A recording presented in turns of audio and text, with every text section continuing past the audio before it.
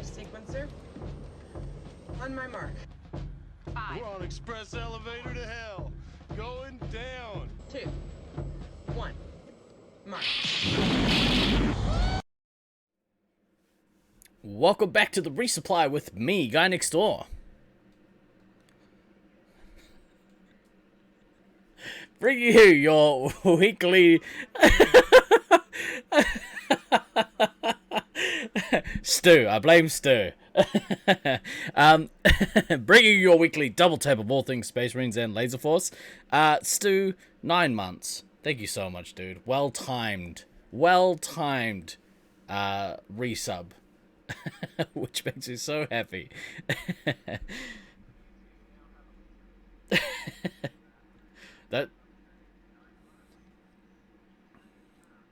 I mean, we're at the point where, you know, there'd be a whole all of these laser babies, would be. Ooh, you can't hear anyone. Oh, hang on. No, I like it better when it's only me being heard. Hang on. There we go. How's that sound? I don't know. How does it sound? Perfect. Yeah, Perfect. does it? Can you actually hear us now, chat? Yeah, they can hear. Let us know if I can hear. I if can Steve see you guys fucked up sparking. again. Every This time. is your way of telling us that we talk too much already? Yeah, exactly right. Goddamn, Steve, you narcissist. Yeah, I see. It's funny. Out of all the comments that have been made, that's the only one I saw. That's the one I saw first because it had my name in it. So you're 100% right. We'll add that to the pillow talk. So, so basically, what's happened here is, again, every time I try to improve something to do with the stream, something else breaks. Everything gets reset, and I always miss something. So you're welcome. You're welcome. Money well spent, Stu. Hey, fellas, what's going on? How are you guys? Oh, More it has tired than I been- feel like I should be. Yeah, yeah. For me, it's been a week. Yeah, you've Yeah, had And why don't you start? you've had a far more interesting week than either of us two. I mean, not that that's difficult some days, but Whatever. you know, I'm the most interesting man in the world. See former comments about Steve being a narcissist. And I pride myself on being boring, so you go right ahead. touche. Okay. Thank you. Extended the tier 1 through April. The Sarah Wonder. Thank you very Nice. much. Very nice. Very nice. Yes. So where was I going with that? Oh, yeah, Heathen, thanks for linking my Twitch channel in chat.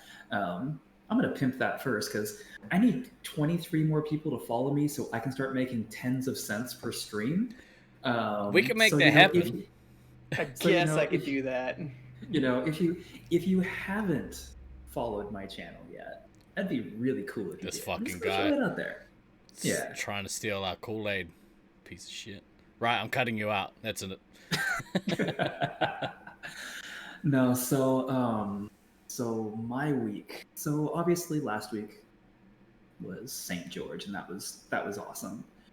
And then I came right back into the reality of having to get my house ready to sell. Yeah, no, because reasons, you know, and I mean I've been pretty open with the reasons. You know, wife and I are getting a divorce, and you know, honestly, I can't maintain this house myself and get her the money that she is rightfully, that she rightfully deserves from the house, so she's rightfully owed from the house. So we're selling it, and so Friday, Saturday, Sunday. So literally, so Friday I did the stream, but like before doing the stream and after doing the stream, like was all about, getting the house ready. And as Goldfish says in chat, because I was pimping things, you get good followers who have ego measuring contests with gift subs, and you can make a fair penny, as she had happened yesterday. which was real fucking funny to watch. You should totally. We don't have her channel link, do we? No, Thought we did. No, Maybe not. no, just link it. No, just no, we totally don't. just link it. Just So- chuck a link up if you want. Look, okay. So I'm Okay, gonna. well, sorry, I'm sorry, Here's I'm sorry, I'm something getting I'm gonna. distracted, I'm getting Wait. Before you continue, I'm gonna deal with this right now. If you want to pimp your channel, right, we have a section in the Discord where you can do that. So if you !Discord, feel free to use the self promotion section in there. If you're going live, chuck a link up in there or whatever. That is the best place to do it. Yeah, please feel free to use that section of the Discord. It'd be amazing. Yeah. If you put it in general, I'm gonna punch you in the face. Whoa. Okay, then please continue. All right, so Saturday, Sunday, when I wasn't doing the stream, was like literally all about getting the house ready for pictures, which, as anybody who's ever gotten a house ready for sale knows, is a real pain in the ass. Because you basically have to basically strip the house of all of your personality, because buyers don't want to see pictures with your personality. They want to see, they want to be able to envision their space. So those 3 days were just a lot of packing things and throwing things out and figuring, who was getting what things. So that was was not a good couple of days. I can tell you that sounds horrible. Yeah. Which led to the therapy appointment on Tuesday, where I literally broke down with my therapist. Which, I guess if you're going to break down, like, that's the place to do it. It's kind of what they're there for. It is kind of what they're there for. I've working on that. I'm not a super big fan of people seeing me that that fucked, but it happens. So we got everything done. House went on the market at 9:30 in the morning on Wednesday. For those of you keeping score at home, it is currently, for me, 7:15 p.m. Friday, because I know that we have people in all sorts of time zones watching us right now. So 9:30 in the morning, Wednesday, this shit goes live. Within the first hour, we had multiple viewings already scheduled. We ended up having 5 different viewings come in on the Wednesday, another 8 yesterday, and we had 3 today. Which, 16 viewings in the space of 3 days, that's a fair bit. In amongst those 16 viewings, we ended up with 7 offers. That's crazy, man. Yeah, well, so the real estate market, everywhere is kind of ridiculous at the moment. But in DFW, it's very ridiculous. And Glader, I will answer your how many lowballs question in just a second. I promise. Give about 350. So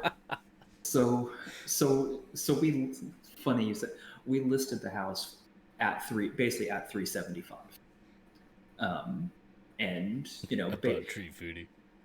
Yeah, and based on like what other stuff in the neighborhood had been selling for relatively recently, and also kind of looking at what the base price for this model is with the builder, that seemed like a really solid price to list at when we set the pricing, basically 2.5 weeks ago. Fast forward to all of this.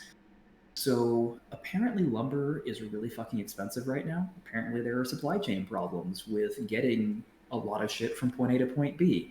It's almost like there's an issue in the Suez Canal that might be fucking with other shit. Somebody fucking pulled the Austin Powers in the middle. Yeah.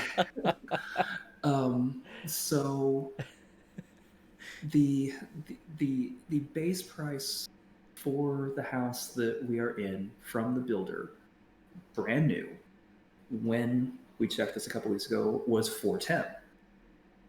I checked it today, it's 426. Like literally in the space of like 2 weeks, it's gone up like $16,000 in base cost. And our house as configured, there's a lot of things that were standard when we bought that are no longer standard. So our house, if you were trying to buy it brand new as configured, would probably run you somewhere between 465 and 470.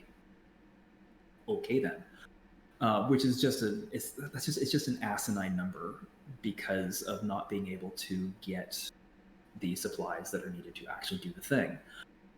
So we listed at 375, thinking, hey, this will, this is good. It's priced to the market well, cool. Within so 2 of the first 3 offers that we got came in at $400,000. So 25K over asking. Perfect. Good okay start. Then. Oh yes. Now to Glader's in chat's question of how many lowballs. Technically 1. And it was the first offer that came in. Somebody thought they'd be clever and like, oh, I'm going to offer you $369,000 in cash. Nice. Yeah, nice. Nice. But I think you're asking for, so not nice. Not nice. Well, the way that this market is, like, this is not a market that you can. No, you can't lowball people. No, it's like there is no lowballing people in DFW right now, for sure. Like, so it's an averages game, right? So if they went to like every single house in there, kind of, like, especially if they're an investor, they will get somebody who's desperate enough to have it, like, close There's just that not day that or many whatever. different sellers right now because Yeah, of how hot a market it is. That's right. Places. But you got to try. As a hoarder, I know these things. You gotta ask. So that was really the only lowball offer we had. We had one of the other offers that came in like exactly at list, and it's like, you're fucking stupid also, but whatever. Understand things. I'm like, I'll give you what you asked for. You're like, no, that's not good enough. Then why'd you ask me for that? It's like your agent should understand the market better and understand that the price that was listed was a price to attract bids. So anyway, but the other piece to it is that because I am, taking my portion of the proceeds from this and putting it into another house, like I have some requirements as far as, like, I need to be able to stay here until my house is done. My new house is going to be done May 17th. I need to be able to stay here until at least May 21st because fuck moving multiple times.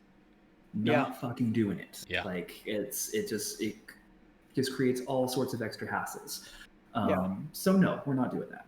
I helped you move once. I wouldn't repeat that process again. Oh no, I fucking hate moving, dude. It sucks. Yeah, it's now one thing I will say, I am 100% paying motherfuckers to move me this time. Like, there is no fucking way that I am gonna try and just like recruit friends to do the thing. 1, I don't have enough friends here to do that. 2, I have large items that need to be moved. Like, I have a proper size fridge. I have a fucking dining room table that has a shipping weight of 400 goddamn pounds. He's a weird humble brags, bro. Just quietly. I got a heavy ass table. My table's so heavy. It weighs table's 180 kilos. It weighs the same as 2.5 tables. Yeah, buddy. Yeah, and no, goldfish. It is a gigantic table. No, but really though, how big is it? Ah, It's big. yeah. It is not something that I want to move myself, or would I be actually comfortable having my friends help me, So because it is that big. did you go with the ones that did the note? Totally did. So thanks for showbizing me, bro. Um, you are an asshole. Oh, I do that. I do that. You are such a jerk. So now that Steve has showbizzed me, so one of these 400K offers was from a family, and one was from an investor, and the That was like family Gold Vista. now the family like straight up did the whole you know personalized letter as part of their offer, which is something that I've heard about before, but I've never actually seen. So like having that was kind of cool, and I have to admit did kind of warm my cold dead heart. Um, they straight up played the we've moved from Washington State with our two daughters, and we really want to be in this neighborhood, in this school district. So just the whole nine. What They a super sucker. played it up. What a Oh, sucker. Sucker. oh man, I do this Julie and I to got when I buy Julie and I like got so consoles. suckered. I buy stuff from a op shop and oh yeah, no, this is for my nephew. You know, he's gonna play it so much. Nah, just jokes. I never do that. Cheers. Sure you don't. Water suckers. Yes, yeah, pretty much. So the choice basically came down between that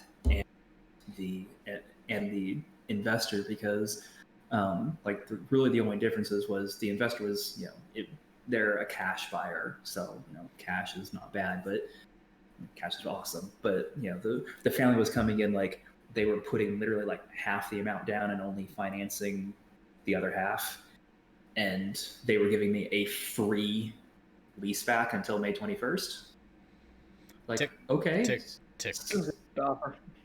Well, and I mean, to be fair to the investor, the investor was also giving free lease back until actually the end of May, because they're like, what do they care? They have it at that point. They're gonna rent it out, whatever. But just I definitely there are some sentimental attachments to this house. Both Julie and I love this house, and we wanted people to be in it that were going to love it also. And so with that whole all things being equal as far as the offer goes, yeah, we went with the family. So that's getting like finalized right now, so that we can do the DocuSign stuff that we have to sign, so that our agent can then call their agent and say, hey, congratulations, you got the house. And That's cool. It's gonna be a feel good thing at that point. It's nice to help other people like potentially realize their dream as well, which is kind of cool. Yeah, good for you, man. That's a big change. Big news. It's definitely like, I mean, things are. Stallions in chat says, I've now done my one heartwarming gesture for the year. That's a fair That's amount of those in St. George too. I have this image and reputation to maintain. Fuck you. Getting soft in your old age, mate. We've all seen through you now. Yeah. Yeah, you big wussy. Yeah. Yeah. Was there? Did you? Yeah. But sorry, I may have cut you off prematurely. Was there? Did you want to round that off, or? Because we're about 25 minutes in. We're gonna talk about some Laser Force stuff. Yeah, I know. So no, that's I mean, so that's basically where that piece of this journey is. Yeah. It's definitely it's like this is this part's definitely a chapter that's closing, and beginning of May, like I don't even think I can classify beginning of May as a new chapter. I think beginning of May starts a whole new book. Mm. And so it's going to be interesting to kind of see how the yo-yo goes. Because there's definitely going to be some up and down as far as all that processes out. So we'll see. Goldfish says it's my one heartwarming activity for in the decade. I mean, the decade is early, so it's fine. He then says, "Can we just change the podcast to Fans Life Story Podcast now?" No, that sounds like a terrible name for a podcast. And besides, that already exists, called my Twitch channel. And Stallion says that I'm gonna have to learn how to Tinder. That Blimey. honestly, yeah. That's also what Than's personal Twitch channel is for. That's gotta be where Twitch is leading, man. I swear. I do Twitch to pick up chicks. No, It's just Twitch channels of people swiping. I'm sure it happens. There's got to be something on there. Yeah. No, and the reality is that I just don't see myself doing that, at least anytime in the immediate future. It's just, no. No. If you're gonna do it, it's a cesspool. If you're gonna do it, name the show "Swiper No Swiping." That's what you should do, because I would watch the shit out of that stream. Yeah, you would watch it for like 90 minutes and you'd be like, God, this is awful. Why did I do this? Yeah, I'm so glad I'm not single. Right. Well, we will continue following the saga that is Than's life story. For the rest of us, what I wanted to bring up before we do what we're gonna do shortly is tomorrow on the Resupply we are doing a event. We are doing the Resupply. The Resupply Wreckfest. If you want to play in the Resupply Wreckfest, then you will need a subscription to Xbox Game Pass for PC. Make sure you get it on PC because it's not cross-platform even with its own Xbox counterpart, which is the stupidest. It's for Xbox, but you have to play it on PC. It's the stupidest thing, dude. It drives me insane. But I think it's like $1 at the moment. Your first month's $1, so you could get it for $1 and come play Wreckfest with us. Wreckfest is essentially Demolition Derby. We've done it already on a couple of past streams, but even if you're not into racing games, it is absolute carnage and pretty fun to play as a crew. So we will have I think there's about 10 of us so far. The goal is to get hopefully a full session so we don't have to have bots, and I think there's a 20-person max cap. So 1 p.m. tomorrow New Zealand time, which is this time tomorrow. If you want to play, send me a message send me a message in Discord. Let me know that you want to play. We'll play from 1 p.m. New Zealand time until whenever people have had enough. It's probably going to go for 3 or 4 hours. We don't really have a time limit on it. At this stage, my Thunderdome Thursday counterpart Gray will be with us. Blue Sin will be with us. Gray's fiance, the captain, as she's known on Twitch, she'll be with us. There's a bunch of you already who are keen to come play. So if you want to play with us, let me know. I don't know if we'll have everyone talking through stream. You can host the session at this stage for you. Yeah, bro, just let me know after. That'd be awesome.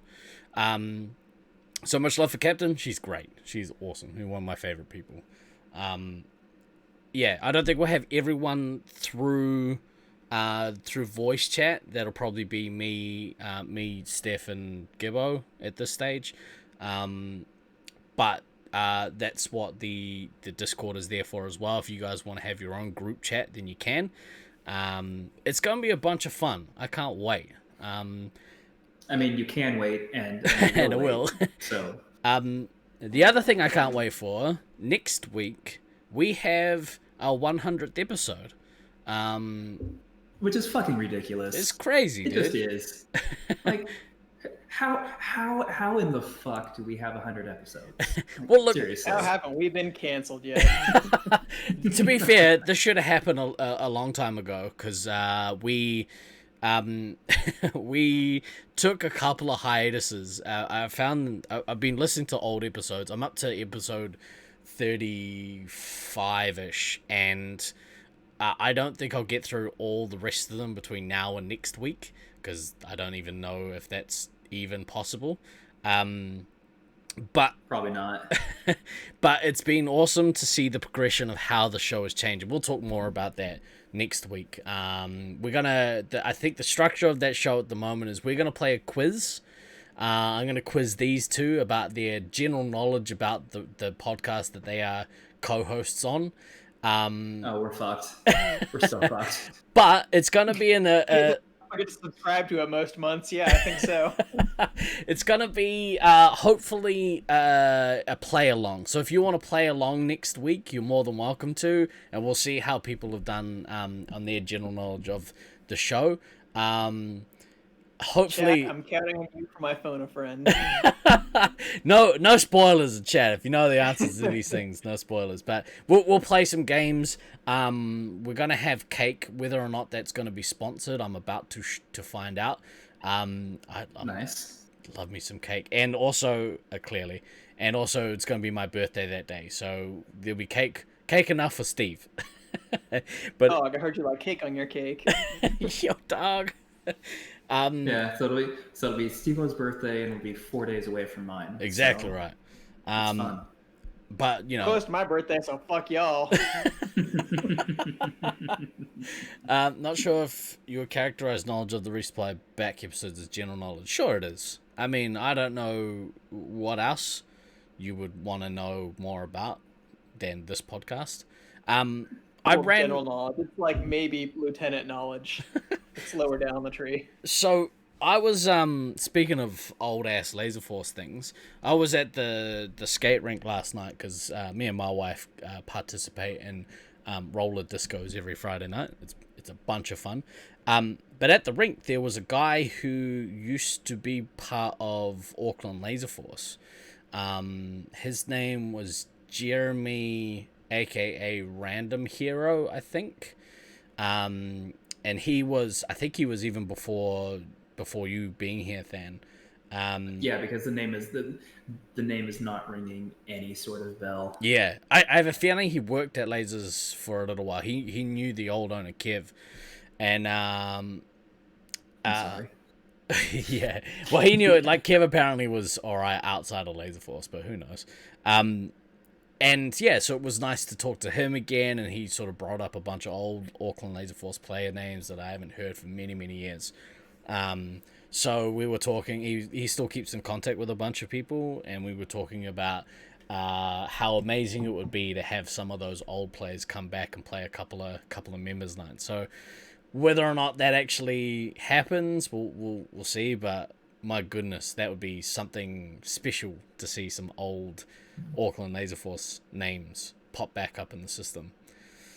That would be fairly interesting and ridiculous. I mean, depending upon the names too. I mean, Yeah, there's a couple I don't want to see, but but yeah, it would be interesting. And you're right, Shawnee. We could probably celebrate hitting 200 followers, because we are currently sitting at 199 followers for the channel. So it'd be nice to hit that mark. It might even happen this show. Who knows? We'll find out. 199 seems fitting for the 99th episode. It does. It You're does. not wrong. So that's what we've got coming up on the channel. Next week's going to be a bunch of fun, I hope. At the very least, I'll get cake out of it. So I'm okay I'll with get that. some cake. Any I know excuse. people have like already sent me like recipes for fireball cake, but it's all like gross. It's gross stuff though. It's like fireball carrot cake or fireball apple pie. Like I'm like, no. Well, fireball Hang apple on, pie would be alright. Fireball apple pie. I mean, you get the Yeah. whole cinnamon with the apple. Hang I'm on, not down. hang on. I don't like apple pie though. I'm not down with it. Hold the fucking phone. What? Yeah, Hang on. We're gonna fucking fight right now. that's fine. Fight me, bro. Come get me. Come get me all the way in Texas. Hang on. You don't like apple pie. I don't think we're gonna get to the 100th episode.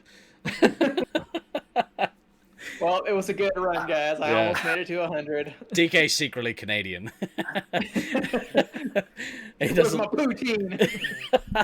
put some gravy on it. It's like I don't even know you. Apple pie is nasty though. What's wrong with you people? See, Goldfish knows. Although I can't remember, Goldfish. I can't remember Goldfish's position regarding pineapple on pizza, so I may need to redact that pretty quickly. She likes pineapple on pizza, so Well, so her taste is questionable at best. I like pineapple on pizza. It's yum. Your taste is questionable at best. Also, look at who you're friends with in Oh, podcasting. where's that mute button? Oh, that's right. I control the audio here. Just hit refresh default settings, whatever you had today. What's that, Than? I can't hear you, mate. This is the beginning of the end, folks. What the fuck? 2 agrees that pineapple belongs on pizza? Yeah, this And okay. later, I'm gonna put a are- pin in this discussion. I'm sick of having this discussion. Where we're gonna put a pin in this. You want to continue this discussion? That's do going to be whatever one of the quiz Discord. questions next week. Does Yeah. pineapple belong on pizza? Yeah, it's either the answer is yes or you're wrong. That's the two. So yeah, I don't want to talk about this here. This is a dumb discussion. It's become like a thing that people talk about and hate it. There's pineapple is yum. Period. So Okay, next question. Is a hot dog a sandwich? Go. Well, so okay, this is a thing that I struggle with in America. You guys call anything the thing that involves bread a sandwich, right? Because we call everything here a burger. The burger is the full question. thing, whereas you guys the burger is just the meat, right? So if it's a chicken burger, you guys call it a chicken sandwich or a fish sandwich, as opposed to a It chicken depends burger. on how the meat is constituted, though. Like a burger has to be a patty. Yeah. Yeah. In the States. So for us, anything that's in between 2 hamburger buns, that's a burger. That's a burger. Makes sense. Yeah, Makes yeah. sense. All right, I can go with that. So Seems logical. Hot dog, not a burger. That's a hot dog. This is dumb. Hot dog's a hot dog. I hate Hot dog's a hot this. dog. Why is this happening? Why is this happening? Get control of your show, goddammit. No, right? Like, oh, I have all the buttons here, and they're all serving me poorly here. So, Which, side note, actually related to the show, I will apologize that we had to delay D&D so much from last week. I was all psyched for the episode, and then homeowner problems, wasn't even a plumbing emergency. I made it an emergency by being stupid because I obsessed over fixing this stupid drip in the sink. And of course, I went to get the wrong part at Home Depot twice because I'm fucking stupid. I shouldn't be trusted with fixing things, so I'm not going to call a fucking plumber to fix a slow drip. So what should have taken me 20 minutes took me like 4 hours, and by then I was just like, fuck it, I can't do anything else today. Can't play D&D. he was so mad. You can Oh, tell. I'm so mad, bro. You can tell, like, it's hard to glean anything from text, any context from text, because there's no No tone. Yeah, there's no tone. Yeah, it's hard to gain tone from text. But your text, very easy to tell you were not happy. I was not happy camper. Yeah, you can't even really see it. I just have like a small little. Did you have a breakout? From hitting my head on that, like my fingers were all like torn up from like trying to twist this thing on. It was Cheers. yeah, it was a mess. Mhm. But we'll get back to it. We're just building anticipation for the final episode anyway. Well, so obviously it's not happening tomorrow. It's not happening next week. We're hoping for the week after. But maybe we'll just leave it at that. It's the cliffhanger that never got resolved. Cliffhanger that hangs forever. Did Tudor ever make it across the chasm? Who knows? We'll just leave it at that. He just ascended to godhood by being around the rock too much. Right, so probably onto some Laser Force content. We I guess maybe. What's that? That's fine. periodically we talk about Laser Force and Laser Force related things on the show.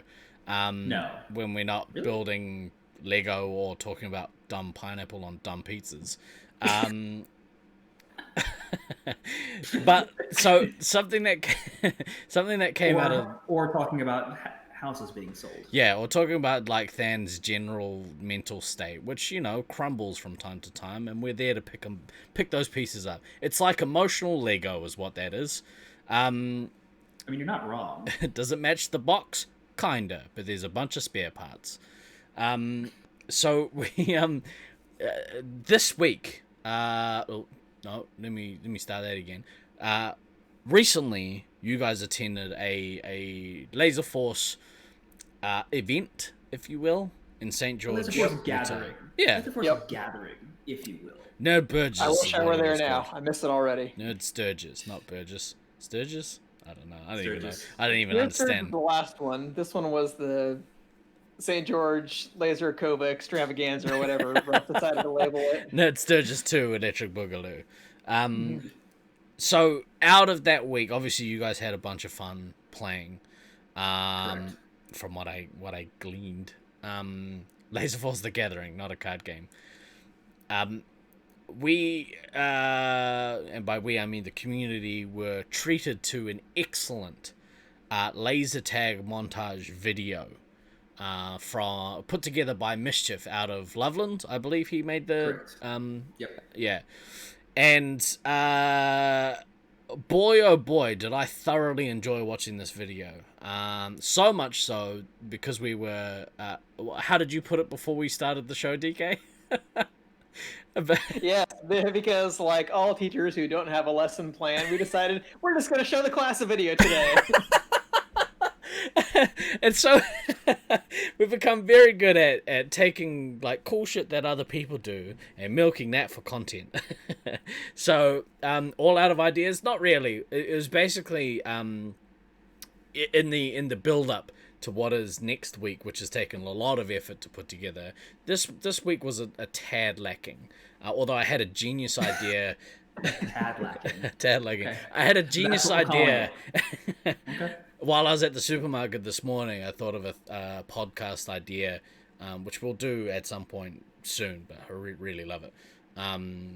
If you want to see G&D all out of ideas, wait till episode 101. Honestly, No. it's crossed my 102. mind. 102, because Steve-O's idea that they came up with is actually fucking genius, and we could actually probably milk like A couple. 2 or 3 shows out of that. Like, Yeah. So maybe about like 104, 105 is when we're gonna be really fucked. We'll fall off the cliff. I need stuff to look forward DK, we need to do to. another rewatchables. Yeah, I was literally just thinking that. I was like, what's the next rewatchables we could do?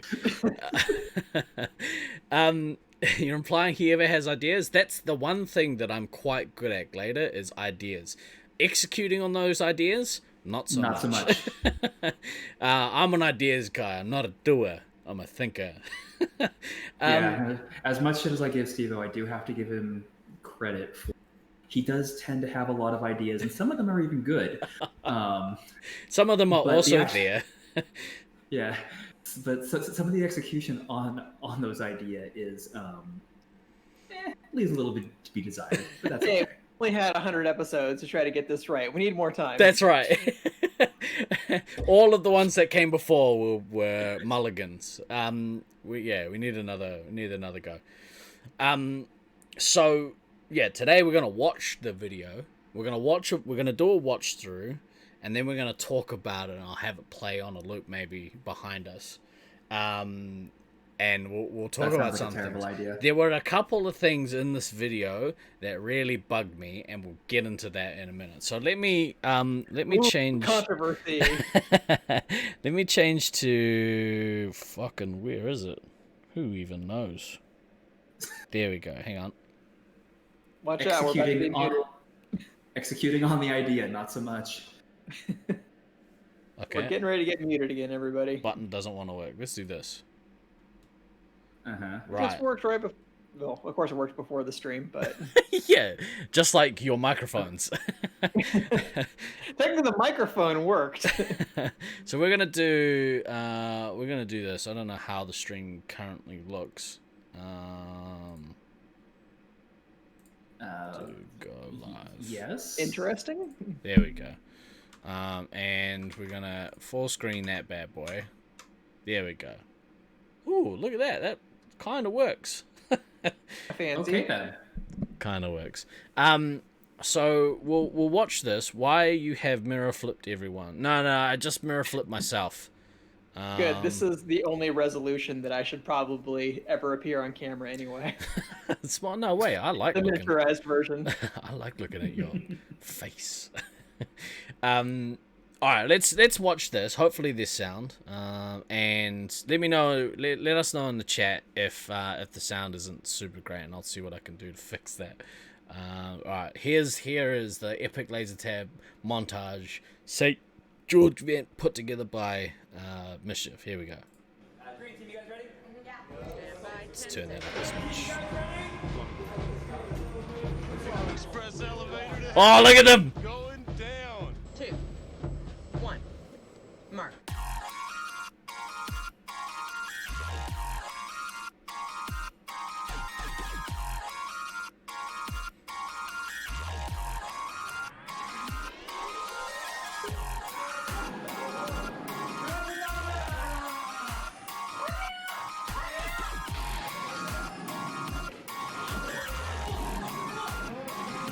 Get him, TK.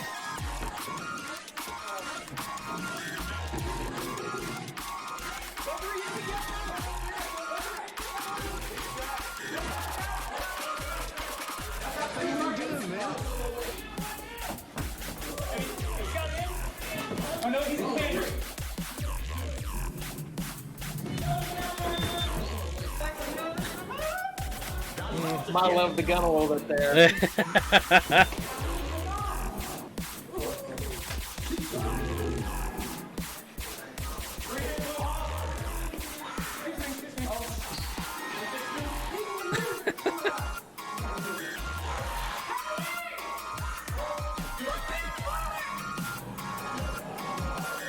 Rage. The most important part of the laser tag game is actually the people watching it yelling at the entire time. That's true. Set their resets up here, and the commanders push the base this way. What the commanders need to do is run and push the base this way. You making that noise, dude? I was like, what the hell is that? Nothing they can't handle. This is what we call playing bad Space Marines. I gotta tell you more about that comment later. I love this. I know exactly what game that was too. Get wrecked.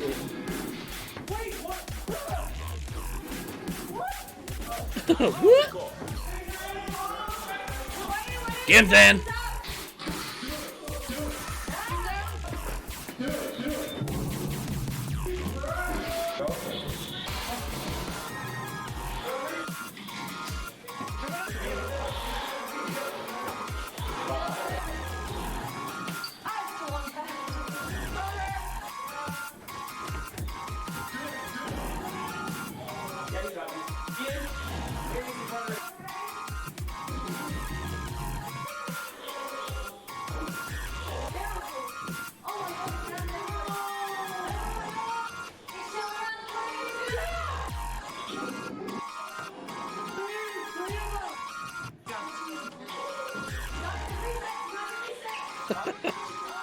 It's like smushed up against the wall. Yep. Oh. We just got our asses kicked, pal. Oh, name mention. Look at that. Love it. And now the best part. The double cheat.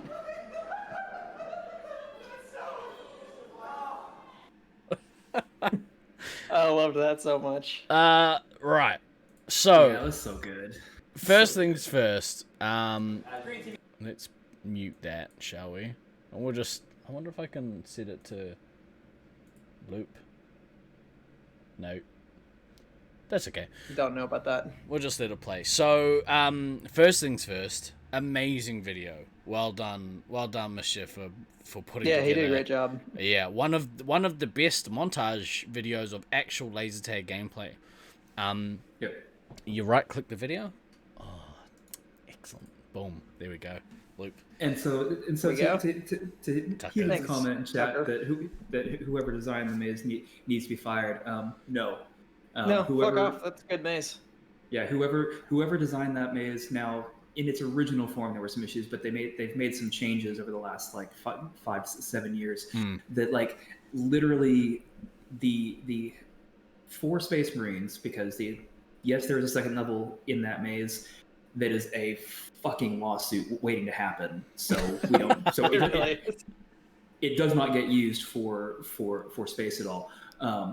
But the first floor maze is one of the very few arenas / mazes that I've ever been in where literally in the normal course of a game, you will use every available part of the maze.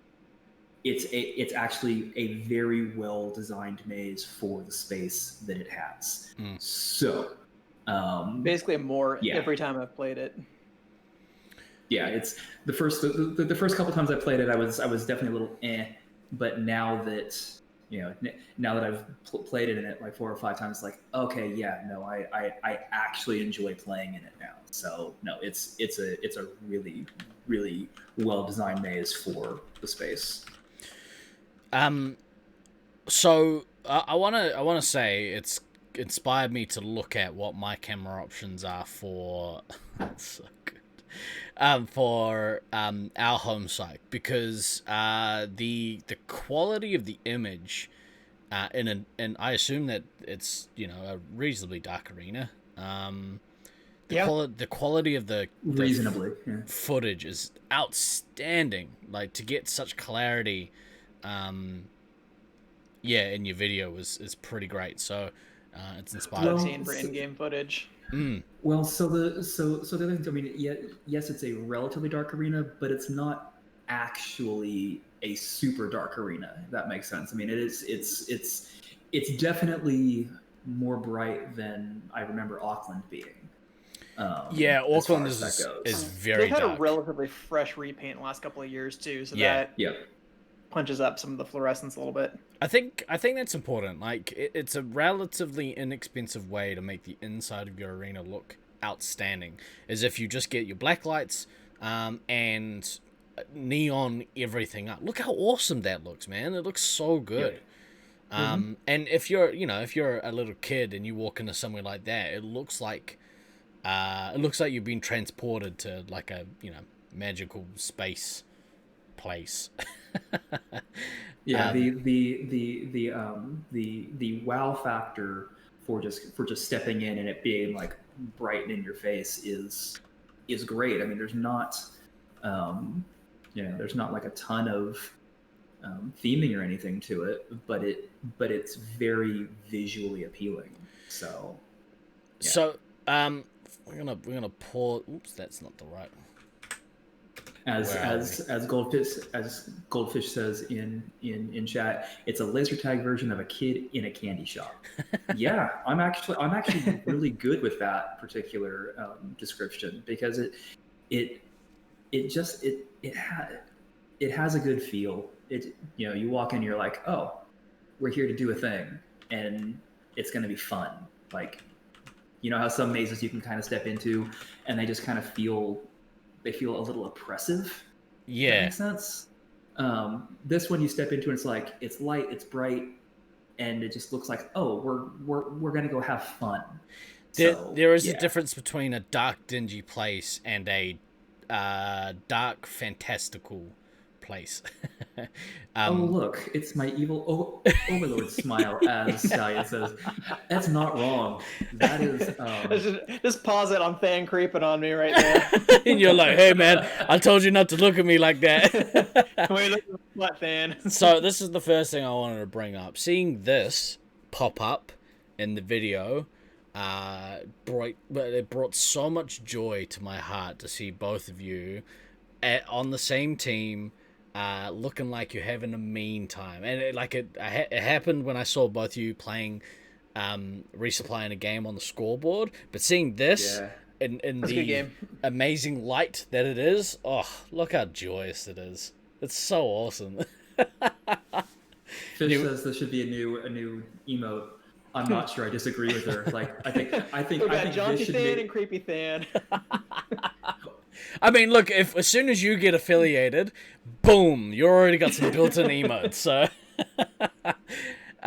cute bromance. That's awesome. All right, let's move on. We're gonna move on to, and tell me if you want me to pause at any particular moments. Hey, Pint, you were part of that bromance. You totally were. So there is a what looks to me like a pretty brutal blind missile. That was the other thing. You commented on this a couple of times, and I mean, Ducky said something in chat. I only saw, well, there was one at the end that was intentional, but there was only one that I saw that was kind of on the border. I think just the angle of the camera in some cases makes it look like it's blinder than it actually was. Yeah, and it's the right near the start of the video too. So I'll pause it when it comes up. I even when I first saw it. Oh, there we go. Music credits core by John Calkins. What is John plays, right? Yeah, well, at least historically he used to play at Loveland. I don't know how much he's played recently. Shout out, but he was definitely a Loveland player at one point. Oh, that's Meosaurus. Oh, wicked. Well, shout out to the on the tunes, because it's dope. I dig it. Yeah, good stuff. Yeah. Can you pause on the 2 scorecards when they come up? I can do that. Let's have a look. Oh boy, DK Reckon. Where are we? You getting wrecked? Some days, yeah. Yep. Yeah, it's been a week of that. That one there. Right. I have a real problem with this. We're going to slow this down. Where are we? Playback speed. We're going half speed. Let's go. I missed who it was. Was it Tando or was it Brett? I don't know. Go back. Brett, yeah. Right there? Yeah. So no, that was clean. You reckon? Yeah, 100%. Because I can tell where Tucker's coming from. He's coming from no, wall. not Tucker. So if you look at how he's come around the corner here to get this missile off, see how the gun is up against the shoulder now. I don't think that he could have started that lock here and got it clean. You see it come around the corner? So the gun, because of how parallel it is to the chest, it's possible the chest's gonna come out at the same time. But doubt it, man. You're not allowed with the gun there. So that one there looked like a lead with the gun. I had a real problem with it. We're gonna call out everyone's bullshit in this video. A little borderline on that one. But and I was thinking about this today, because with the change in the rules for having 0-point penalties. If I was a referee standing there and I watched that happen, if I was standing where the camera was standing just then, and I saw it,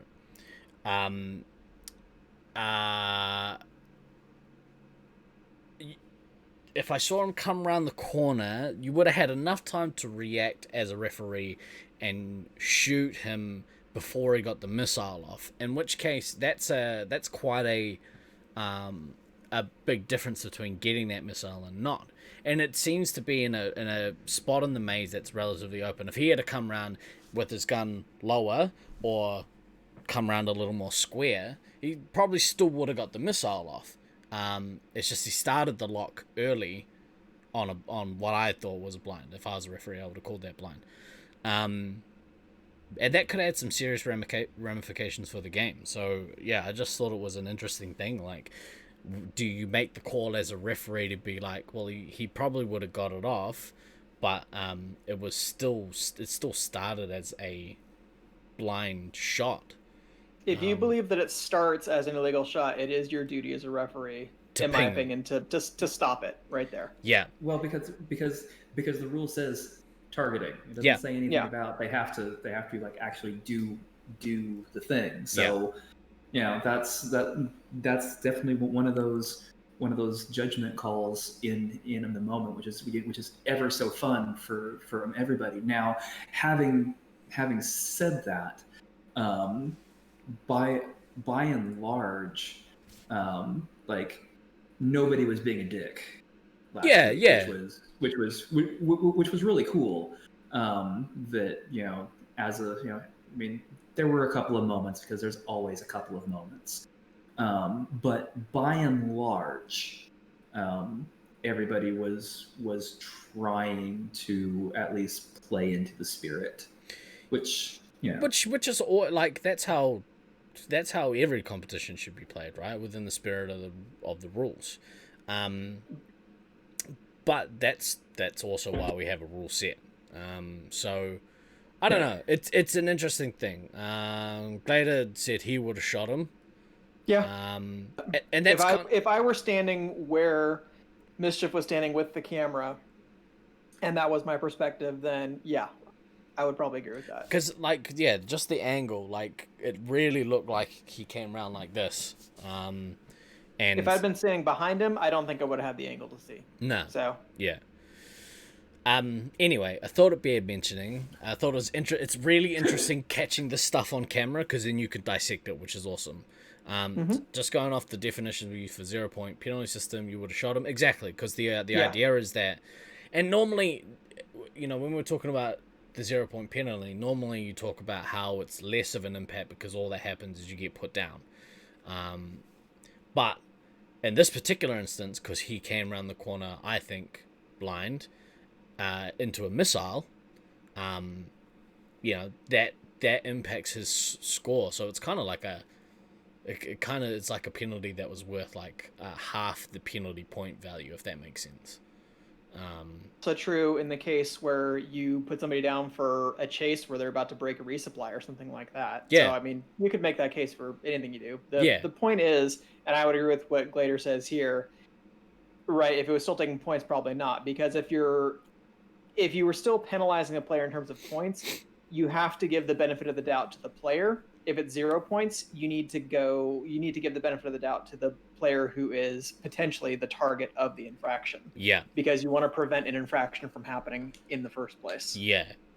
It's why Luke wants to do movie video streams of wants to do more video streams of games with like GoPro. Yeah. So yeah. It's hard because it doesn't work for like a lot of arenas. Like, I know in our arena we had GoPro footage, but in some areas of the maze. Oh, and this camera was much nicer than a GoPro. Oh yeah, I can tell you that by looking at it. Yeah, I mean, I got the information from him after, and he was like, "Yeah, it's nice." I'm like, "Ooh, I want one too." It's a nice camera. It's actually similar to the camera I was looking at for streaming with. Yeah, but it seemed to be like slightly overkill for what we do on this channel. Yeah, a little bit. We're not doing a lot of action shots here on the resupply. That's right. Like, you should see me not do anything in this chair. It's amazing. I need that in high def. Although, to be fair, it would have come in handy with my Lego build. So, I don't know. They're on the web store. On the Airpoint store. So I might just get one for free. With nice little humble brag. Humble brag. That's right. That's right. But really, how much did that table weigh? So 180 kilos. Well done. And just so Goldfish has put a Spotify link into the chat that is Mimosaurus's Laser Force inspired album. Awesome. So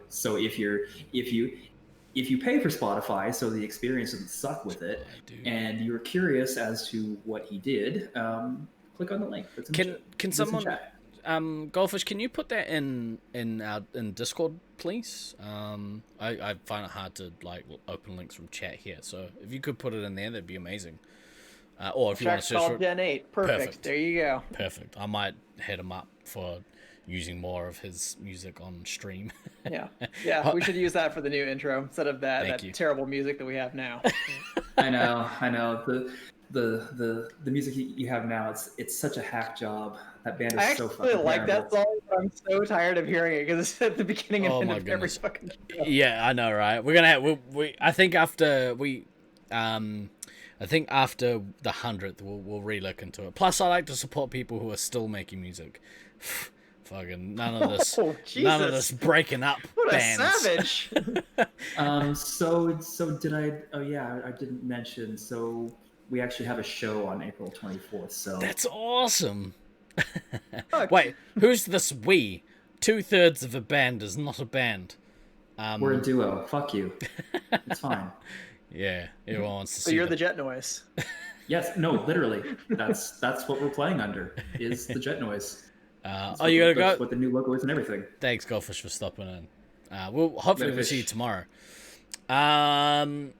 Right, let's keep going. Is there any other things in here that jump out to you guys that you want to talk about? That I think might have also been a lead with the gun scenario. That one there when he was on that one. Yeah, hang on, let's go back and have a look, shall we? Because that to me is very much the same. Is a very similar situation. That there. Yeah. Yeah, let's slow that down, shall we? And again, we will dissect it because why not? We got time. It's borderline in normal speed. It may not be anything, but because of how low he comes in there and gets the gun around, he may have got a shoulder out ahead of time. I would have preferred to be behind to see where the angle was, but that's very much the same type of thing where it's like because you sort of move away from being square and kind of bring the gun to his left side. I think you'll see he does. Yeah, so here, if you have your depending on where the angle of the wall is, you can see that the gun has. I'll do it here. You can see that the gun has crossed past the shoulder. So yeah, you're right. If there is a strong possibility there because he's poked it.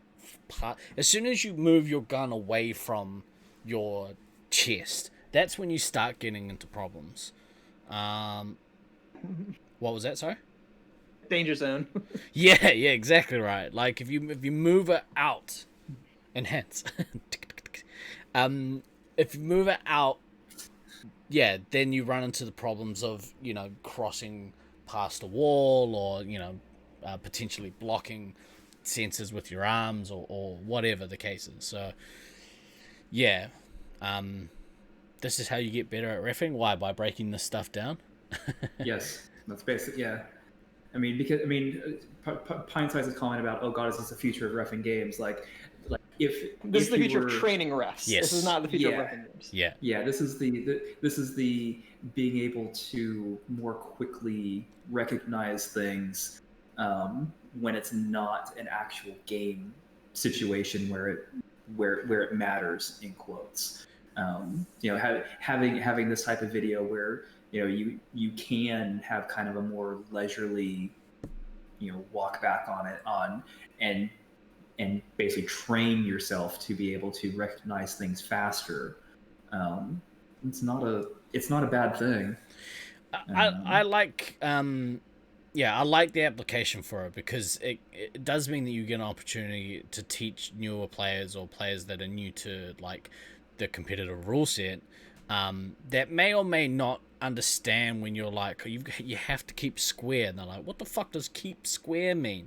Well, you could show them as soon as you move your gun out past this kind of square area, you run into problems. If you train your brain well under high pressure, you'll get it right. Exactly right.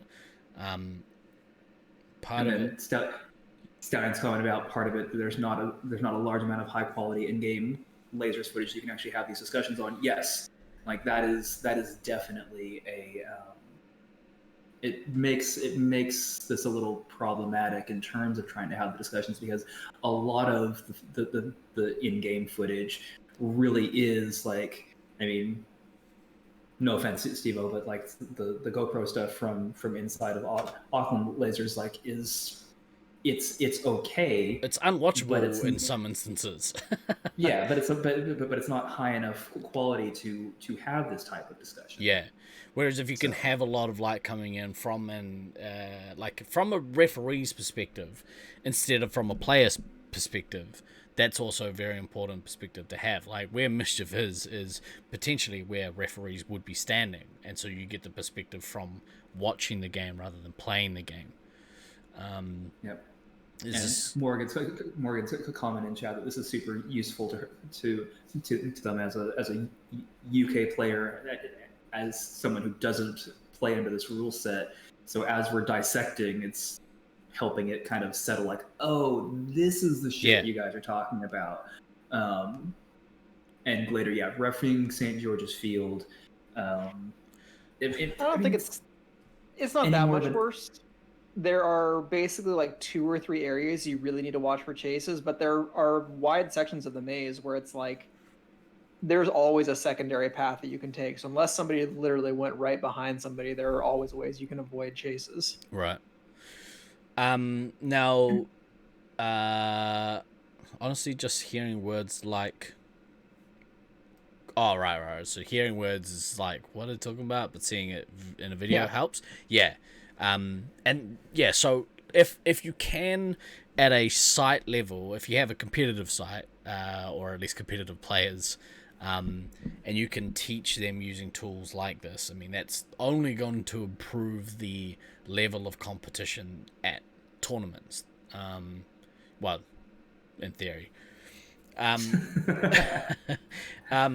Right, so somebody wanted to stop on these scoreboards. I think it was Stallion. Yep, it was. Now, if you wanted to ask questions in chat there, Stallion, or were you just wanting to see the actual scores? Yeah. We just ripped right through them. So we can go back. Just let me know if you'd like to go back. Just wanted to see them briefly. Get your fix. Appreciate it. Get that fix. This right here, I love so much. This is a great example of somebody. Let's find a better freeze frame. There we go. This is a great example of somebody who is a veteran of our game. We could go back to the second one. Okay, cool. A veteran of our game. For anyone that doesn't know, that's Thunder. One of the greats of our game. And to see him with a giant map of the arena, teaching people how to play that arena, what a GC, what an awesome guy. Like, I'd imagine that people at the competition at the event. Definitely an event, not a competition. It's still a we were still competing with one another. There weren't any trophies or titles or anything. That's right. But yeah, I'd imagine that's super helpful for people who hadn't played the arena before, right? Like, that can only help, I'd imagine. Yes.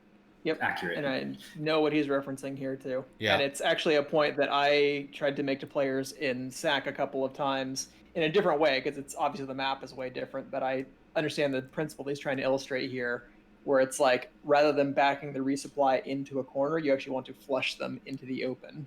Right. So is that like if they are able to run out and set a backtrack back into that corner? Well, this is basically, he's describing, well, you guys can't see where I'm pointing my mouse, but where his arrow is pointing, he's describing like someone attacking into the green area where you have the ammo medic there. And he's saying that basically they're attacking the front and facing up with them, rather than going all the way in, which is what he'll show in a second here, and then trying to flush them to get to the other point. So you actually need to make it all the way into the resupply, or in some cases go past them, which is like what I used to try to do in SAC when I'd be attacking the green side, where is that little balcony area. That basically, when you're attacking that area, you run in, attack them, but go past where they are, so you can kind of control where their retreat is going to take place. Right, and assuming that they don't have resets available to them, if you're a 3-hit, you should be able to kick them out of there, right?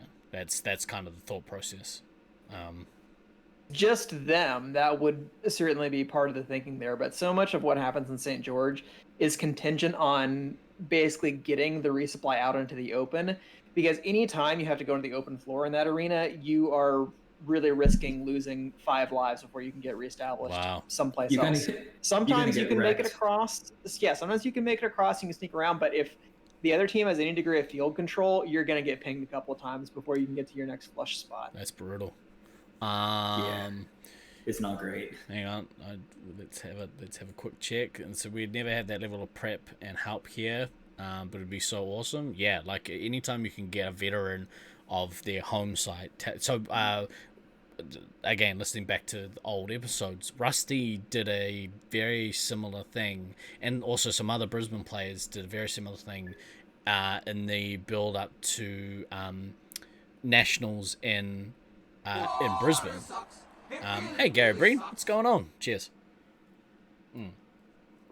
I remember Mark Beast helping me with a bunch of very heavy specific stuff in the arena. He's like, here's how I do it. If I stand right here, I can look through this way and through that way and see people coming up, and I can control this whole segment of the arena. And as soon as he pointed that out to me, I was like, whoa, this is like completely changed how I play this arena. Like, it's opened up so much of it to me. But yeah, like, it's such a great thing to do for the wider Laser Force community, is to like support them in a way where they can do better in your field. Don't expect this from me when y'all come down to Auckland to play nationals. No, that's not true. Lies. That's not true. Total lies. Shoot more people, get shot less. Rusty on how to be good at tag. Exactly right. This is what we call playing bad Space Marines. Yeah, so what happened that led up to that comment too was when I saw Mischief recording there, is that I was playing, I'm pretty sure I was playing ammo at this point, and I had just missed a double, and the opposing commander was like running away what would be in sort of the foreground of this image, away to what would be the viewers right, and I missed 2 shots directly at them, so I just wasted I didn't really waste 3 shots on ammo, but I missed on like 3 shots right after missing a double, so that's why I just turned to Mischief. I was like, this is what we call playing bad Space Marines. And that would have been the game that I was playing Medic with you, and yeah. I think it might have been, yeah. No, I'm pretty sure because I vaguely remember you. No, because we were red. We were red the game that we played Resupply together. Oh no, that's right. We started that's over right. on the red side, so it must have been a different one. No, but I do remember you making some comment about that during that game after we had missed a double or two, because we just like weren't quite where we should have been. So there you go, Stallion. Yeah, is that first ring for you? Let's find our boy. Oh, whoops. It's so funny whenever you poke a camera in people's face. That's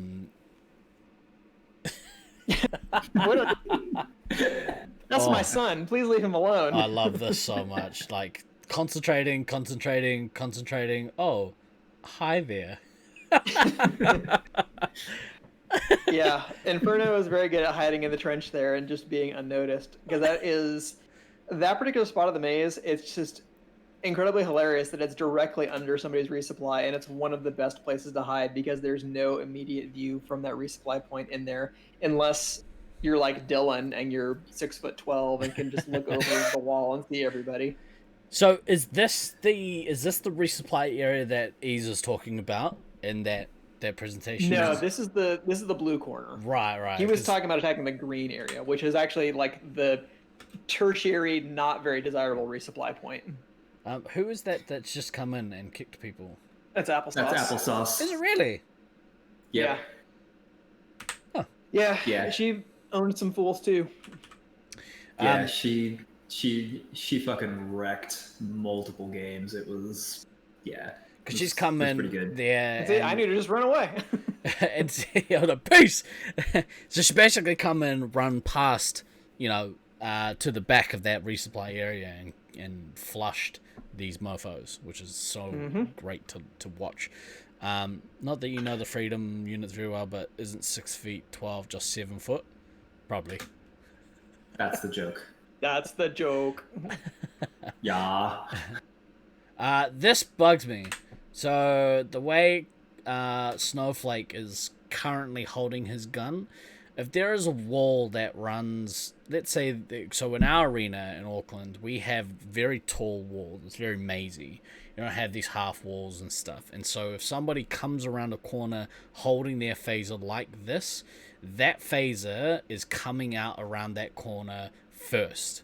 And so this is another view of how not to hold your phaser in a maze. If you square your shoulders up a little more and you have that gun in line with your shoulders, so still inside that box, then you can shoot cleanly. And I've seen like Scythe is so good at having his gun at a varied height, but still in line with the shoulder. But it usually drops it down quite a bit, so it's such an odd thing to see in a laser force. It's very off-putting to shoot him back. But yeah, this kind of shot happens a lot in our arena with some of our guys, and it really bugs me because every time that gun is coming around first. In this case, I think Snowflake's well, in this right, case, it's fine because of how short that wall is. That's his right. shoulder is going to be over the wall, and it's definitely going to be visible in any case. But yeah, that's again the scenario where you're potentially leading with your gun, that it's definitely danger zone. Yeah. Anytime it's just every time I see a gun that's not pointed straight ahead, but rather like pointed at a side angle like this, every time I see that, the first instinct that I see is, all right, that's potentially a troublesome shot, because you're blocking your sensors with your. If you're moving, in particular, because that means I'm you're bald. moving. Nah, bro, that heaps of hair there. Not so much. Like, because all Got some on his knuckles, growing out of his ears. Hey, look. That is fucking terrible. No way. Jesus fucking Christ. I liken your head to a Bruce Willis, so that he lent into his lack of hair, but he looks good with the shaved look. I reckon you're the same. All or nothing. That's the way to go. And I'm surprised, as a fellow member of the Brotherhood of the Broken Tooth, that you're holding your gun that close to your mouth. Since my tragic accident, mine has definitely come down from being here to about here. So it's definitely not near my face. That's quite a high. So, well, no, but in this corner, like, I can clearly see where people are coming from, and I'm not stepping around I don't step around corners with my gun that high anymore, because that's how the tooth got broken, because Dark Knight and fuck. Anyway, so I'm not bitter. Secretly, this is actually Than's little vape machine, and he is just currently on the inhale. Well, okay, there's our Gen 9 feature. Get on that Scorpion. Oh, yes, please. It's the fucking stim pack right there. That way, like, sites won't need their own fog machines. It'll be amazing. But it's a prerequisite that you need to have like candy flavored vapes. Shared vapes, yeah. In the age of COVID, definitely not. Yeah, we definitely have learned nothing in the last 365 days. Obviously. Not gonna lie, I was so confused the first time we saw a pic of Than without a hat. He looks so different. He looks stately. I'm gonna use. That's the word I'm going with. Boom! Suck it! Suck it! Get him, Than! What a shot. Yeah, now Rachel is holding the fuck off right there. And that right there is the old reset off the base trick. Oh, I love that it Kodama so is using much. to put a 3-hit down indefinitely, because he's standing now at where the red base is. Yep. So Grax playing 3-hit. Kodama took her down as a scout, and he's using the base to reset to reping her, so that way she can't get him down again. So she had a chance there to maybe mutual on the third hit. There. Close, yeah. Good work. She's coming up, but Yeah. she must have missed the timing on the Missed shot timing, by just yeah. a little bit. Yeah. I love doing that so much. Yeah, I agree with Glader, though. I like it better when it's both 3 hits. Resetting off of the 2 3 hits, you were standing in the same place is so much better. Because then they yell at each so other. Yeah. They're like, "Why did you run away?" That's definitely me. A lot of people like this trick at St. George, using the opposite base as a free reset, and I'm not going to say that it's not valuable. Obviously, it works like a charm here. I will be honest, I didn't really use it all that much when I was there, but if you have it available, obviously it's a great move because it allows you to negate your disadvantage you have as a one hit against a three hit who's attacking you. Because they get visibly mad but don't say anything. I'm very vocal when that happens to me. If I'm the heavy, then it's definitely the commander's fault they didn't run away. And Maddie, you like doing it to me? Yeah, so I've taught you guys poorly. Well, no, I taught you guys well, but it really bugs me when you do it to me. It drives me nuts. It's good, though. Good for the overall health of your site when guys that are coming up do it. Yeah. That as well. When newer players start implementing some of the more advanced techniques that you've been trying to drill into their thick skulls, it's a very gratifying moment, except at that point when they just fucking when they do it wreck to you because they've implemented something that you've been trying to get them to do it for fucking months, and then one day it clicks and they go yes, and they fuck you, and it's like, that was really cool, but did you have to do it against me? Yeah, I hate you. The fuck for doing that to me. Yeah. This video is so great. Love it. There he is. There's our boy. I had the legend. The legend. And this, I remember, was a base run that almost went awry when we were supposed to be doing, because Rachel and I were resup on that one, had to run into the other side and get blue base. But you notice that Applesauce was not down when we came in to come get it. That I had to have Snuffles, who's standing at the high angle there, put Applesauce down so that way we could sneak in and get that blue base. Because you can see where I am. It's a good thing that Applesauce concentrated on him instead of me, because otherwise I would have got shot down right there. So that is also, I would say, borderline shielding from our good friend DK. If DK had been, I don't think, it doesn't look like you're aiming at Applesauce. No, I don't think I bring my gun up until I actually come around the corner. Yeah, right. I don't know if you back up just slightly. At least not pointed at the angle of where she would be, because I'm pointing at the wall here. Exactly, yeah. And so your gun doesn't come across until your chest is up. Yeah. So if for all those watching at home, had DK come around the corner and aimed right away at Applesauce, hang on, let's bring it up again. Yep. I brought it up at Applesauce prior to this moment, which I think you're still aiming at the wall here. So you clear the corner before you aim at her, which is good. If he hadn't, if he'd just come around the corner and been like, oh, yeah, that's shielding. Yeah. But luckily, looking for Applesauce at that point, my goal was literally just to get in there and get that base as quickly as possible, and then get the hell out, because I can't remember if I was ammo or medic. I want to say maybe I'm probably ammo, because I was going first, so I was probably leading the way to clear a shot for pint size. Yeah. But I could be wrong. That's a legal reflection. Yeah, absolutely it is. Still think best moment Beerman's Commander. I think pint size is right.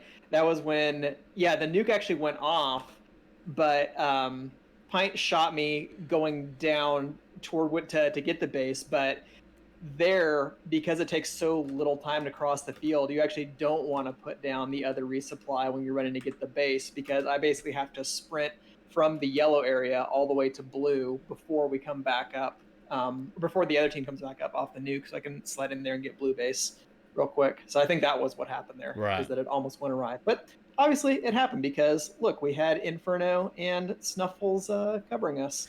So that's also a good example of how you protect your resupply, folks. Is that Black Hammer? No, that's Freddy. Oh, that looks, in that shot, looks very much like Black Hammer. In my opinion. Could be wrong. Freddy, aka Dinkelberg. Dinkelberg. Keep your gun up, kids. If you're up, you might want to keep your gun up. Well, that's a little cover. Sprinting when you're old, Stallion. It's just moving at a slightly faster than normal rate. Accurate. There's your son. My son. Your son. Let's have a look to see if there's anything else of note in this video, aside from it being awesome.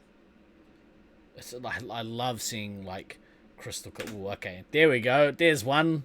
Yeah, that's another example of the same type of thing. So, I think unfortunately in this instance, you see how Goldfish is standing, siding like sideways down, and we see this a lot because the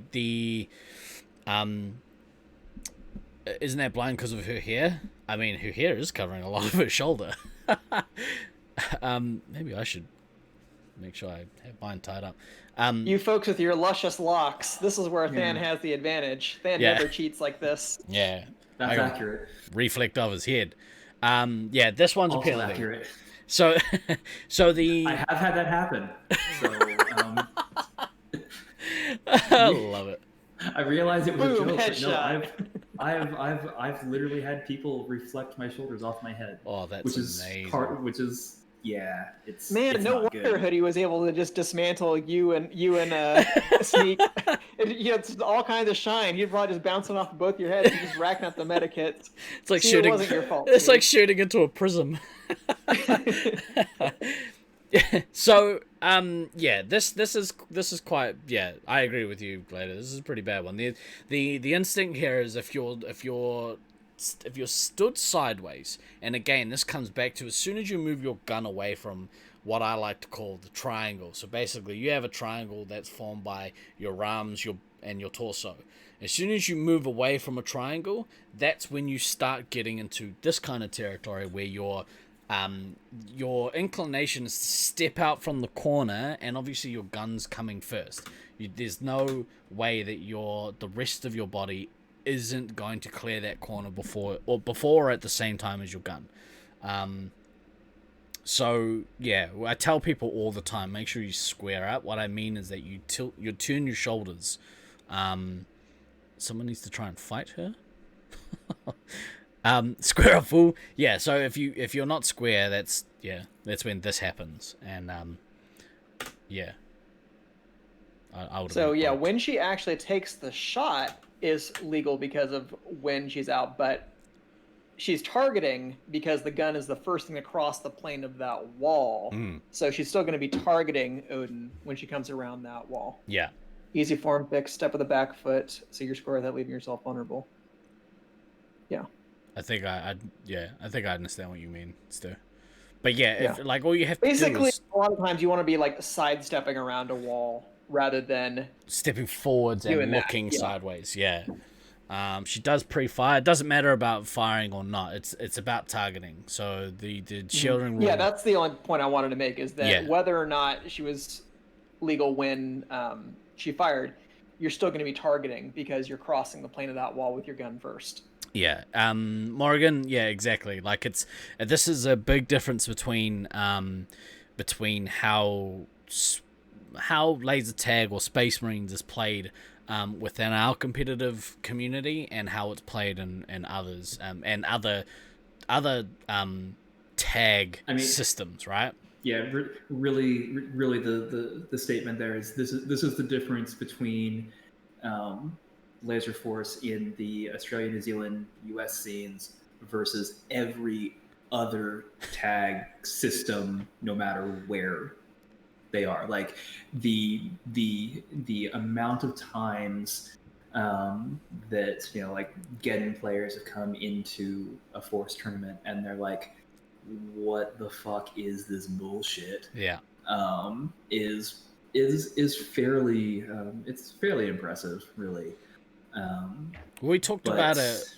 We've talked about it in several pods. There is a specific rules pod that we did in the build up towards the Brisbane Nats. It's episode less than 25, I think.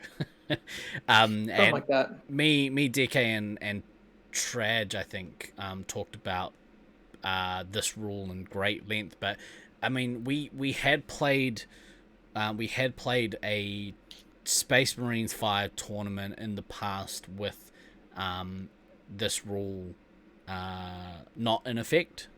That's a poor way to phrase that, but yeah, without playing. Poor way to phrase that. Yeah, it's almost like You are not a professional broadcaster. You would think We've after played almost without 100 it before.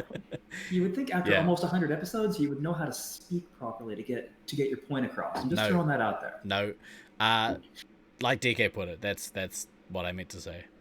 Well, and to clarify also why it seems so idiosyncratic is that it has been something that's grown out of the way that we've played. And if it doesn't make sense to other people, as I totally get that it doesn't make sense when you first explain it, like, why would you have to have that out?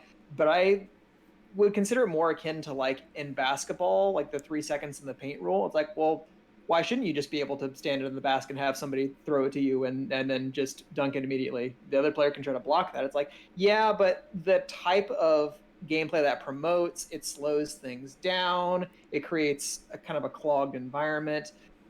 The free-flowing movement that you see here, I really think is only a byproduct of that kind of play style being in effect. Because I will tell you that when we played in early 2010, the second West Coast tournament at St. George, before they made the modifications to the field, I hated playing that field because pop shots were legal. You could fire over all those walls, you could fire through cracks, all those kinds of things.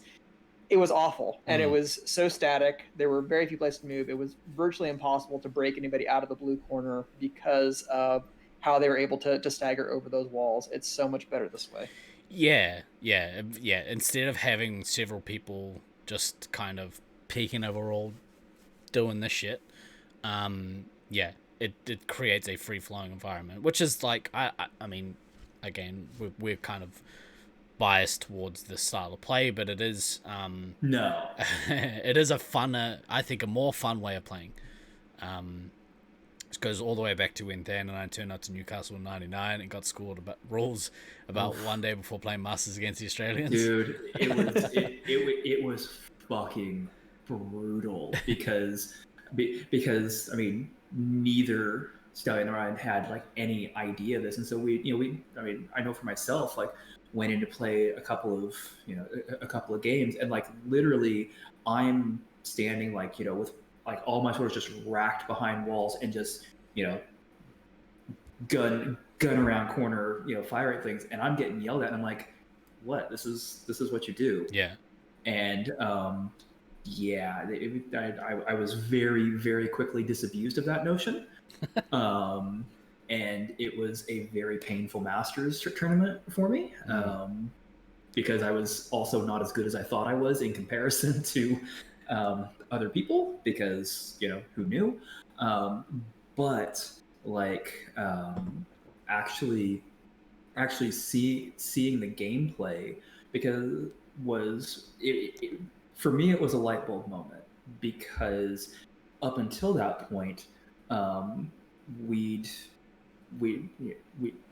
hadn't been playing with any type of shoulder. It was like in Sacramento at the time, you could gun over and you weren't allowed to bend over.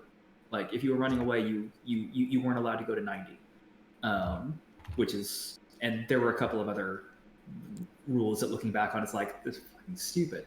But I mean, I came back from that experience, and was like, oh my god, this is the Australian rule set. Like, this is really good. Was that before or after Sugarland that you were in Newcastle? That was before. It was before. Okay, I couldn't remember. It was a few months before. Okay. Now we didn't actually get to be able to like make that changeover rules wise until like literally like 2 to 3 years later. And I think the first time we actually played a tournament with that rule set was the next Sugarland tournament in 2002, when Rusty and Night Owl and Dragon came. I think we were playing on the rule set by then.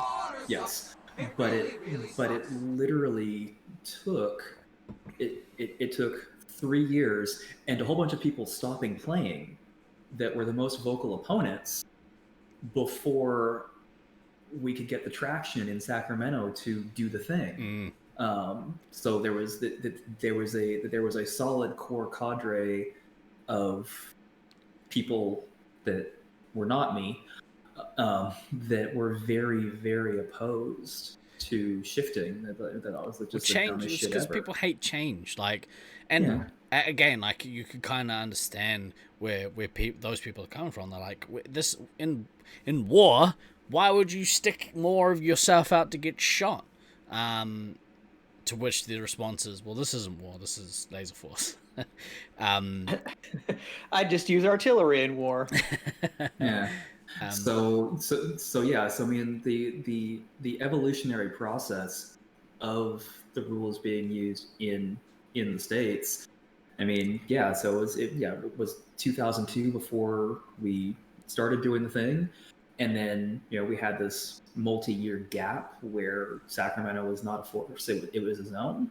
And then when we came back, and it was a laser force again, like 2009, 2010, because Yama didn't like the didn't like the rule set. Like, it didn't happen in Sacramento. Which yeah. Which was all well and good until we started playing against sites that knew how to pop shot way better than we did. And it was because, well, I've said it several times on this podcast, like the Chula Vista Nats in 2010 was just pure pain for me. This would be a good debate topic. Who had a worse week in 2010, me or Guy Next Door? Because it's gotta be close. In my opinion, it's not that close. Yeah, one person really needed travel insurance. Hashtag humble brag. The other person just had a shitty week of playing tag. It's not that close. I mean, I did get to hallucinate some kooky shit, so that was cool. You hated these rules for years, but learning to play it wasn't until you went to a zone tournament training night that you saw the benefit of them. All the zone players were so bad with the blind strike, etc., obviously, and it was making you so mad because you couldn't. But I couldn't say anything because that's just how they play. Exactly right, Shawnee. And honestly, there's a contingent of a massive contingent of laser tag systems that play competitive games without this particular rule. I don't think it works for the game that we play. And there's I know that there's the Perth scene, most of whom are zone converts. That still play without this rule. And I can't imagine that. I mean, I'm hopeful that at some point they would want to change, but I think because, people at the organizers at the top of that scene who are also players, probably wouldn't want to make that change. I don't think the change would happen. Not until at least we get some potential more crossover happening, because it kind of happened in 2010 because of that. We got an international contingent of crossover plus guys like DK and Sanch who were like very instrumental after 2010 saying, no, we don't want to play that way anymore, we want to change. And we lost a good portion. We lost Chula Vista as a competitive site because of it.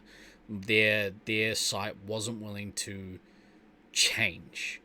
And it meant that we didn't ever really play a nationals with any more than sort of 2 or 3 people out of that site. So, Well, and somebody raised this issue. It might have even been you, Steve. I can't remember, and I apologize if you're the one who brought this up. But I think in a lot of ways we're really lucky that the Brisbane/New Zealand team won that tournament, because I fear that if Chula Vista had won the finals, that any future changes we made to the rules would have said, "Oh, well, it's obviously because the Australians can't beat us." Yeah.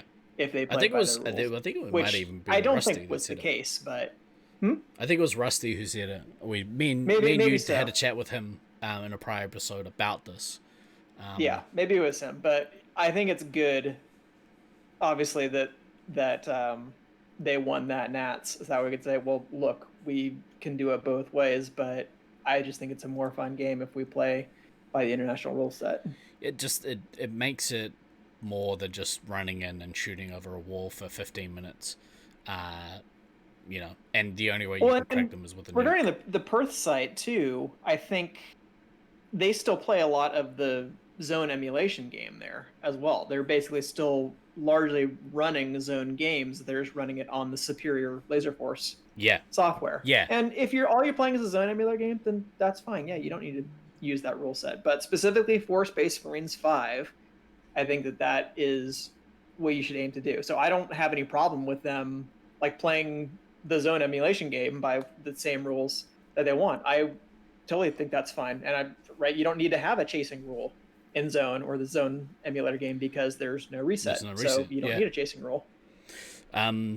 Start playing by America's Cup rules when it determines rule set. That way you'll always play Brisbane rules. Exactly right. Except the next one would be under Detroit rule set. Although I was thinking about it, like maybe you also have to attend a Nats to have a say, in which case we'd be fine. Speaking of which, somebody needs to send that wrestling belt this way when we eventually host. Just caught up on the fact that there was a wrestling belt made. Look at it, man. yeah. You better come down with it, dude. Anyway, yeah, I think it's interesting to see this stuff in action. Oh, this video is so good because you can see the things that happen that shouldn't happen. In your opinion, from a newer player, you prefer this, and best thing you have ever done was doing a public night, learn to show a shoulder and use it to force yourself to do it, and you got high scores for it.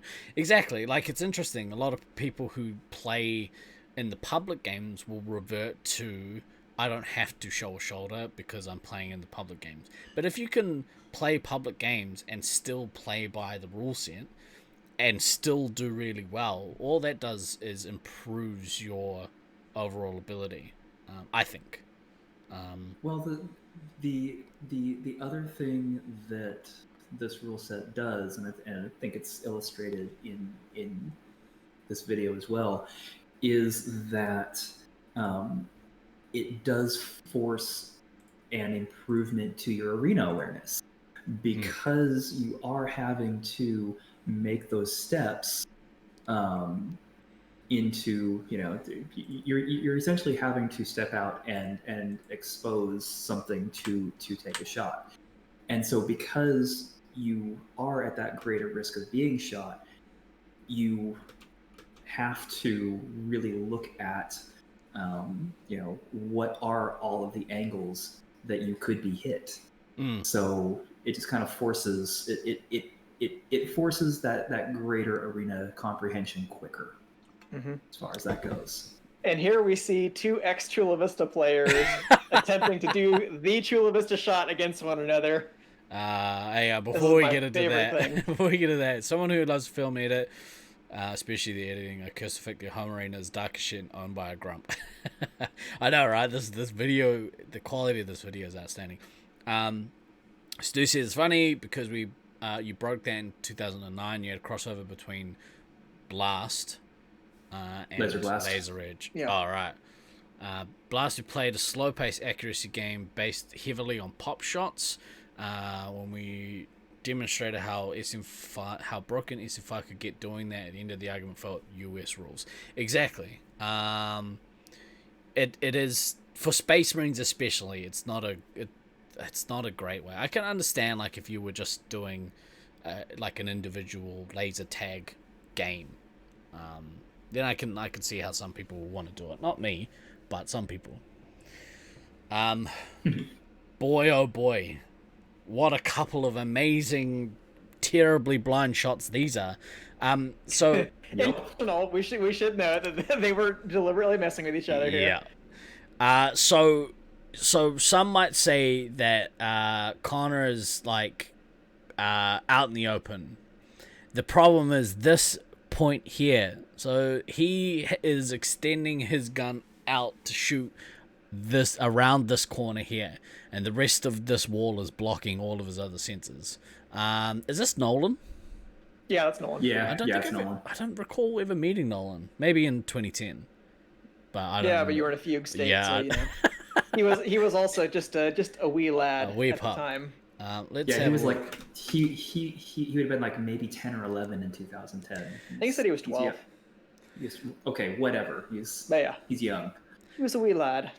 So Snowflake with the extended arms and the gun poking around that corner, and then There's a secondary problem here, is that because of how your arm is draped there, you're also covering your chest sensor with your arm, which is also a no-go. Even if you're not playing by you have to show a shoulder rules, you still can't obstruct any of your sensors with your arms or legs in that kind of case. So this is a point that I've made to people also they need to be careful of when they're dodging missiles and things like that. If they're scrunching themselves up and like putting their arms across their chest like that, they're also potentially in violation of that rule.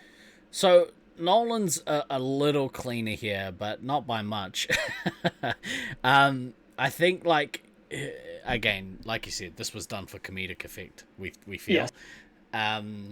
If Nolan had been, again, standing square and had his gun dropped down and stepped out with the shoulder clearing the corner at the same time, this shot would have been sweet.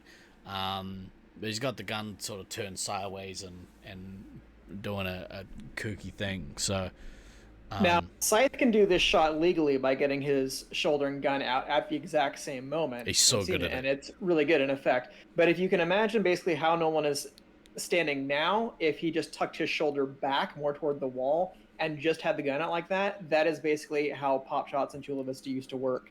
And Gibby, blunt object, was amazingly good at getting that shot off with his phaser upside down, so it also obscured essentially the top part where you could primarily get hit. So it was virtually impossible to ping him and he would get that kind of shot, which is a certain kind of skill, but it just made the game very boring. So that's my only point on that. The other strong argument is that we should play by the rule set that SM5 would be designed for under decades. I mean, so yes and no. Stallion, if there's things that are in place that can be improved upon, then they should. But in this particular instance, you know, we would again, I think this was brought up like 2 years ago when we did the podcast with Trad. She's like, I think you said it, DK, like these rules have been tinkered with and played with over and over, and the conversations have more or less all been had. So when newish players or newer players come in and they say, oh, what if we do this and this? A lot of this conversation has been had already. Not that it's a bad thing to have the conversation again. But yeah, it's stuff that has generally been talked about and thought upon. Before you got locked down, so much of wannabe gangster lads came to play at Regulars Night. They demanded to be a member team versus their team, as they thought we were chatting shit about being regular players. We played Gladiator and set a new record for shortest game, quickest elim ever. Nice. Nice. That's always fun. It's always fun when people are talking shit about things they know nothing about, and then and it's even better like when you try to like, you really don't want to do this. Are you sure you want? No, you think you want to do this, but you really don't really want to do this. You're sure you want to do this? Okay, we tried. My goodness, I love Nolan's I love reaction Nolan to calling this. for the ref right there. Oh no, ref! And Mischief's how like, no, just bro. joyfully Connor is laughing at that. It's so good.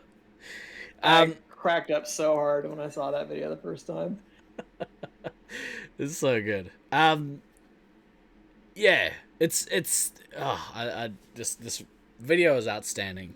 Well done again to I Mischief. say we take off and nuke the entire site from orbit. Thank you for that nuke drop. Oh, I need to change that. Did you guys hear that? I have the stream muted, so no. Oh, I can I'll change it because I've worked out how to change it so you guys can hear the sound effects. Oh no! Now we can all. I say we take off and nuke the entire site from orbit. Could we not?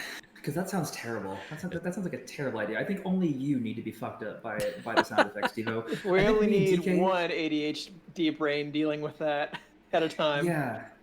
I think I feel like for the sanctity of the show, DK and I need to not have to deal with the fucking sound effects. Steve, just throwing that out there. Drop the controller. Did you hear that one? Yeah. Fuck. Yeah. I need to turn that off for this show. Yeah. So what are you doing? I hate you so much right now, Steve. Meh, you know. So much. I do other things on this channel without y'all. Water sucks. Cheers. Jerk.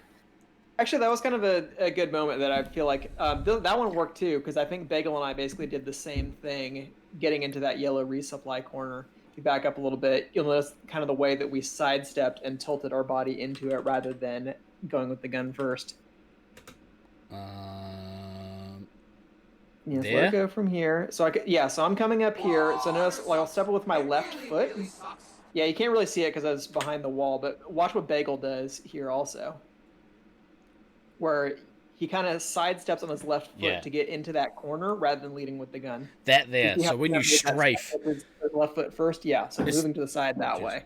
So that's what we're talking about in terms of staying square, I think. So that's what basically we'll try to do there. And that's a lot. That becomes a lot easier to do again if you're able to lock your stance here. This forces you, if you want to shoot over there, this forces you to turn your body, and with your shoulders, and and strafe essentially. So, and Tucker did the same thing right there as well. That's good. That's good. Clean laser force fun.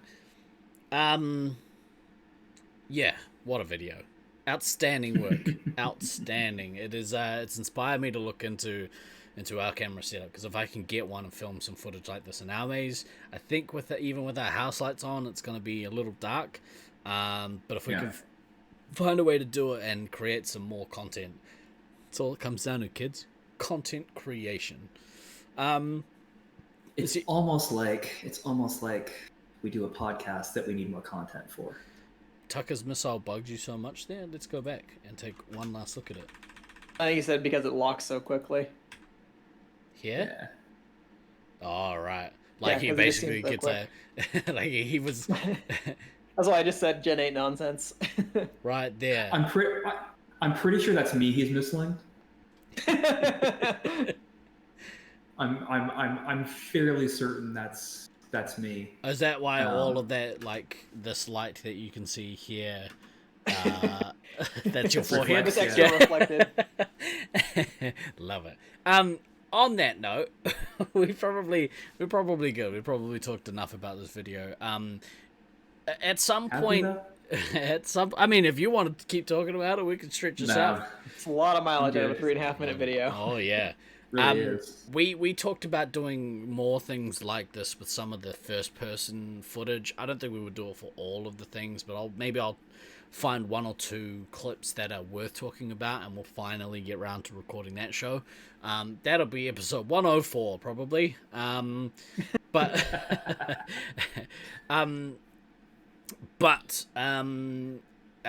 We will leave today there. As a very quick reminder, tomorrow, the Resupply Wreckfest. If you want to be involved, send me a message on Discord, and we will have a hang of a time hanging out and wrecking each other in vehicular fashion. It's gonna be great. And also next week we have our 100th episode. So if you want to prep for that, bring some notepad so you can participate in the quiz, and also bring yourself some cake, because I'll be cranking on that cake.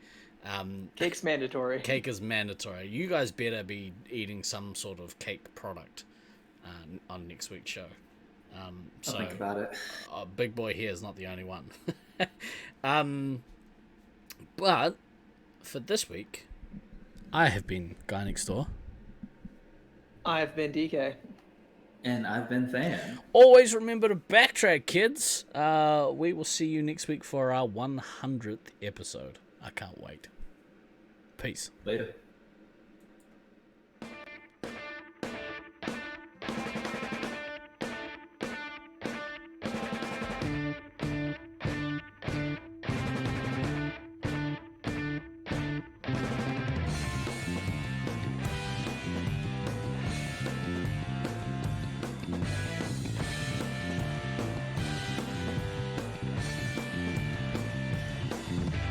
I've been throwing daggers in the